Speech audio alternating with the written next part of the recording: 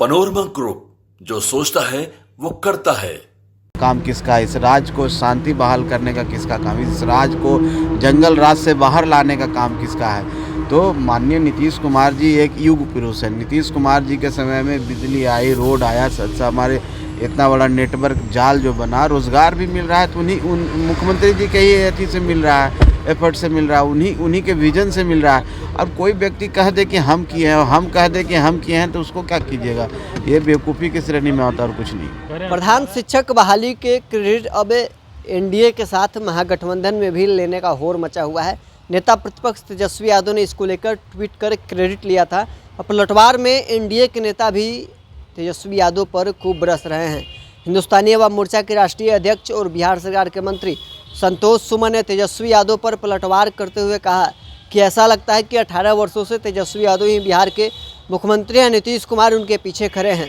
कोई भी शिक्षक बहाली होता है उसमें तेजस्वी यादव क्रेडिट लेने पहुंच जाते हैं। जब नीतीश कुमार मुख्यमंत्री थे तो सारे फैसले हुए थे, लेकिन तेजस्वी यादव क्रेडिट लेना चाहते हैं। और भी क्या कुछ कहना है संतोष सुमन का, सुनवाते हैं आपको। रिजल्ट आया है जिसको लेकर के तेजस्वी यादव बधाई तो दे ही रहे हैं शिक्षकों को, लेकिन कह रहे हैं कि हमारे राह पे नीतीश कुमार हैं और इसी वजह से आज रोजगार मिला है।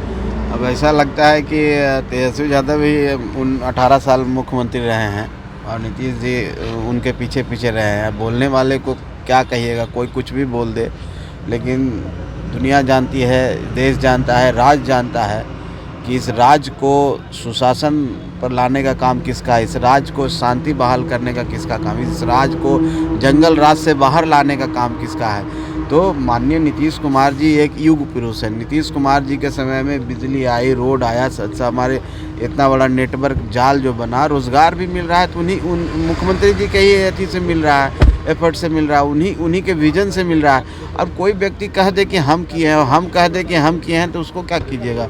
ये बेवकूफ़ी की श्रेणी में आता और कुछ नहीं। कह रहे 18-17 सालों से हैं, लेकिन रोजगार कहाँ दे रहे थे? जब 17 महीने में आए तो हमारे ही काम को आगे कर रहे हैं, हमने रोजगार देने का काम 17 महीने में से कौन सी जादू की छड़ी थी उनके पास? और वो का मुख्यमंत्री थे, मुख्यमंत्री तो माननीय नीतीश कुमार जी थे। और माननीय नीतीश कुमार जी की अगुवाई में, उन्हीं के लीडरशिप में वो काम कर रहे थे। जब उनके लीडरशिप में काम कर रहे थे तो उनके अनुसार काम कर, आज हम मंत्री हैं और हम उनके लीडरशिप में काम करते हैं, मेरे विभाग का कोई काम होता है तो हम कहेंगे कि हमारा क्रेडिट है, माननीय मुख्यमंत्री जी का क्रेडिट होता है। उनके अगुवाई में, उनके विज़न में काम कर रहे हैं। उनको ये पता ही नहीं, संवैधानिक पहलू के बारे में नहीं पता है, संवैधानिक संस्था के बारे में नहीं पता है। तो ये सब चीज़ जब नहीं पता है, कोई व्यक्ति इस तरह की बात करता है तो उस पर क्या टिप्पणी करना चाहिए? प्रशांत किशोर इमामगंज में जो है वो डेरा डाले हुए हैं और कह रहे हैं कि जनता की सरकार आएगी, जनता इस बार वोट करेगी, परिवारवाद और भ्रष्टाचार से ऊपर उठ करके जो है इस बार जनता चुनने के लिए। जनता का ही सरकार रहती है। संविधान में उनको पता होना चाहिए कि जनता के द्वारा चुनी गई सरकार है, जनता के अपने प्रतिनिधि को चुनती है। तो हम समझते हैं कि कोई भी जीत के आएगा तो जनता ही चुनेगी, जनता की सरकार होगी। इसमें नई बात क्या है कि वो नया कर देंगे क्या? कोई संविधान में कोई व्यवस्था चेंज करेंगे क्या? कोई अमेंडमेंट लाएँ क्या? प्लान आप खुद जब प्लान कर गए हैं, दूसरे को क्या प्लान रोकेंगे? अपने कहाँ दूसरे देश में जाके काम किए हैं और यहाँ कह रहे हैं हम प्लान रोकेंगे? अभी काम करने दीजिए, पूरा राज्य घूमने दीजिए। बड़ी बड़ी बात करना, बड़ बोल होना।